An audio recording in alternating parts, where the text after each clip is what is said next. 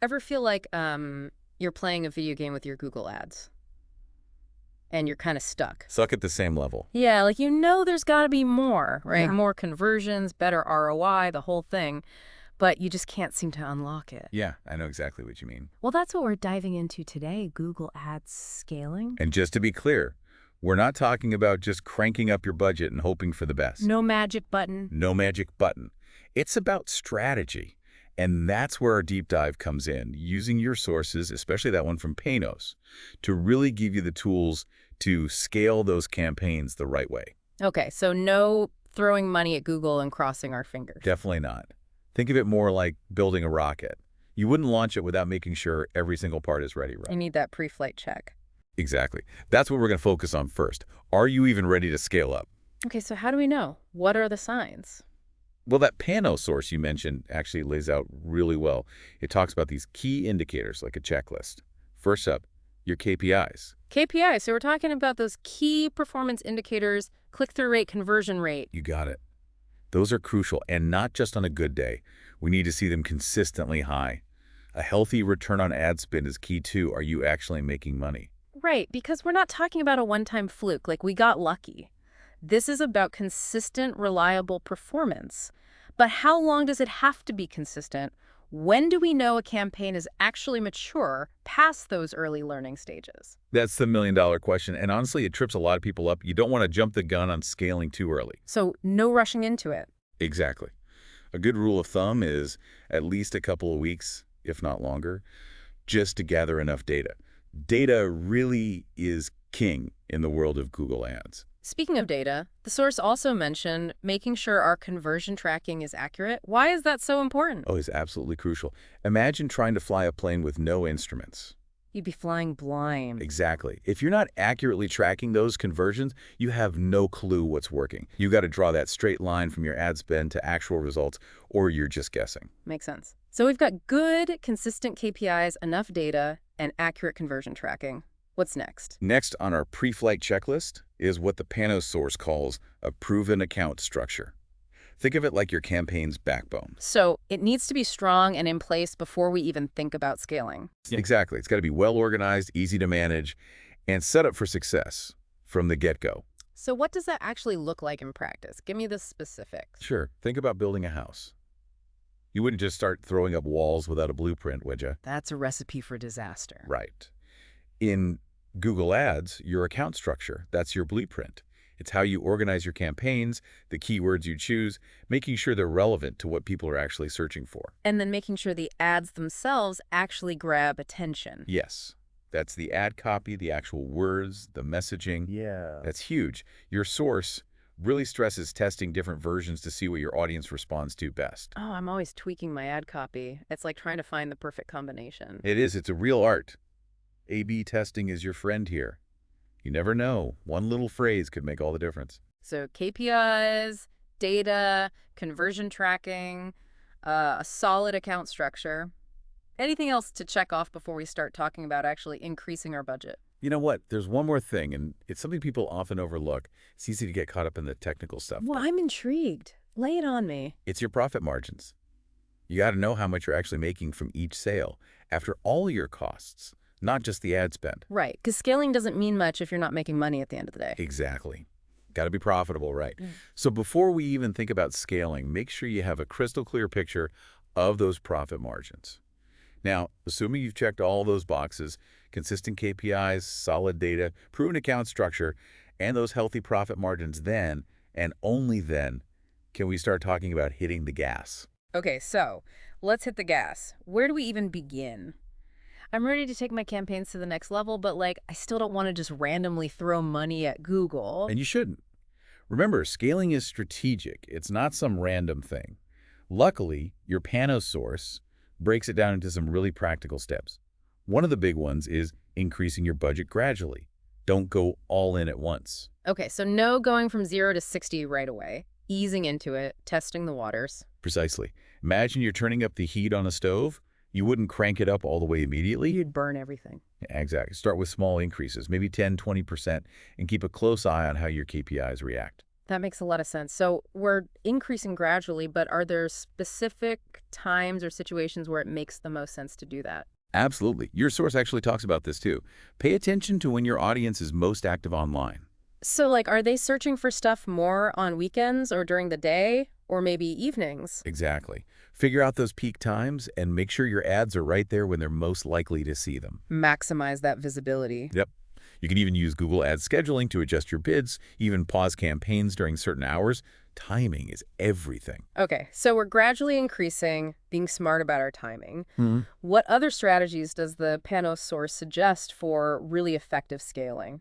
One that I found super interesting is the idea of finding those hidden gems in your keyword list. Hidden gems. Okay, now you've got my attention. Tell me more. So you're probably already bidding on certain keywords that are working for you. Right. But what if there are other keywords, ones you haven't thought of, that could be bringing in even better traffic? So it's like there's this whole other level of keywords just waiting to be discovered. Exactly, these hidden gems. And the way to find them is to analyze that search terms report in Google Ads. It shows you exactly what people are typing in that's triggering your ads. You might be surprised. So I could be missing out on valuable keywords and I don't even realize it. It happens all the time. You might find these longer, more specific phrases called long-tail keywords that are converting really well. Wow, so we're talking about potentially a gold mine of new keywords. Right. And then you can put more of your budget towards those, even create whole new ad groups around them. Okay, this is making me want to go dive into my Google Ads account right now. But before I do, what about the ads themselves, the actual words, the copy? Ah, yes. The art of crafting ad copy that converts. Remember A/B testing? Always testing. Right. Don't be afraid to play around with different headlines, descriptions, even those calls to action. Your source talks about testing emotional triggers too. What are your customers' pain points? What are their aspirations? So we're not just describing our product or service, we're connecting with people on a deeper level. Exactly. When you can do that well, your ad's going to resonate way more, higher click-through rates, more conversions, the whole 9 yards. This is gold. Okay, so we've got the gradual budget increase, strategic timing, hidden keywords, compelling ad copy. Anything else? Actually, there are a few more tricks up our sleeve. The panel source dives in some even more advanced strategies later on. Did you get a chance to look at that part? I did, and I have to admit, some of it went a little over my head, but I'm ready to learn more. Yeah, let's do it. What are we talking about here? How can we really kick things up a notch? Well, one thing that really jumped out at me was using performance max campaigns. Have you ever messed around with those? I've heard the name, but I'm not going to lie, I'm not totally sure what they are or how they work. Kind of intimidating. They can be a little intimidating at first, for sure, but once you get the hang of them, they're really powerful. Think of it like this.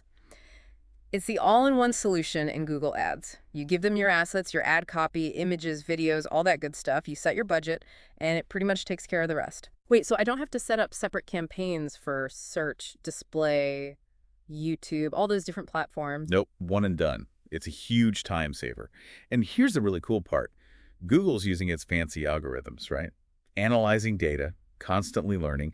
So Performance Max can actually uncover new audiences, ones you wouldn't have found with those traditional campaigns. Wow, okay, so it's like having this secret weapon working behind the scenes, constantly finding me new customers. That's a great way to put it. Of course, like anything with Google Ads, you got to set your goals, track your results, make tweaks along the way.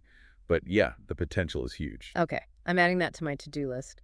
Explore Performance Max campaigns. What else you got? What other advanced tactics does the Panos source mention? Another one that caught my eye was dynamic search ads. Heard of those? I haven't, but at this point, I'm assuming I should have. Definitely worth checking out, especially if your website has a ton of content. So basically, with dynamic search ads, Google actually generates the headlines and landing pages for you based on what's already on your website. Wait, so instead of me having to create ads for every single product or service, Google just does it for me? Pretty much. Yeah. Huge time saver, right? Especially if you've got a big inventory. And because those ads are constantly being adjusted based on what people are searching for, they tend to be super relevant, which usually means more clicks, more conversions. This is mind-blowing. Okay, so we've got Performance Max campaigns, we've got dynamic search ads. Anything else I need to know about? The last couple of things I wanted to touch on are less about specific campaign types and more about how you manage your budget overall. Your Panos source actually talks about these quite a bit, and I think they're really key if you're serious about scaling effectively. Okay, hit me with it. What do I need to know? So the first one is this idea of uncapping budgets. A lot of times when we first start a campaign, we set limits, right? Like this is the absolute most I'm willing to spend per day or per month. Yeah, gotta stay within budget. Right, totally. Mm. But what the Panos source argues is that if a campaign is doing really well, you might actually be holding yourself back by keeping those caps in place. So what you're saying is, if it's making me money, don't be afraid to spend a little more to make even more. Exactly. It's counterintuitive, but sometimes you got to spend money to make money. Mm-hmm. If the numbers look good, maybe it's time to loosen the reins a bit, you know? Love that. Okay, that makes a lot of sense. What was that last budget strategy you wanted to share? This one's about being a little flexible with your conversion targets. We get really focused on hitting a certain cost per conversion, right? Right. Got to make sure each conversion is worth it. Absolutely. Yeah. But sometimes, by being so laser focused on that number, we might actually be limiting how many total conversions we're getting. So it's like finding that balance, right? Keeping an eye on the costs, but also not being afraid to adjust if it means bringing in more customers overall. Nailed it. It all comes back to being adaptable, using the data to guide your decisions. Google Ads is not a set it and forget it kind of thing. Got to stay on top of it, make adjustments as you go. Wow, this has been so helpful. I feel like I've leveled up my Google Ads knowledge for sure. Before we wrap up, can we just recap? What are the big takeaways here? What do our listeners really need to remember? We did cover a lot. I think the biggest thing is to remember that scaling is a process, not a one-time event. Yeah. It's about constantly analyzing your data, making those strategic decisions, not just throwing money at it and hoping for the best. Right. And before you even think about scaling, make sure you have that strong foundation in place. Consistent KPIs, accurate tracking, well-structured account, and a good understanding of your profit margins. All those boxes need to be checked. And don't be afraid to get in the weeds a little bit, you know? Yeah. Try a different ad formats, really dive deep into your keyword data, and keep testing your ad copy. And if you're feeling adventurous, try out those more advanced strategies like Performance Max campaigns and dynamic search ads. They can automate a lot of that heavy lifting. Totally. And when it comes to your budget, be strategic. Gradually increase based on what you're seeing, uncap those budgets when it makes sense, and don't be afraid to adjust your targets as you go. This has been amazing. I feel so much more equipped to tackle Google Ads scaling now. Any last words of wisdom? You got this. Just remember, the world of Google Ads is always changing. New features are popping up all the time. The algorithms are learning, evolving. The key is to stay curious. Never stop testing, always be learning, always be adapting. I love that. Stay curious and never stop experimenting. This has been an incredible deep dive. Thanks for joining us, everyone, and happy scaling.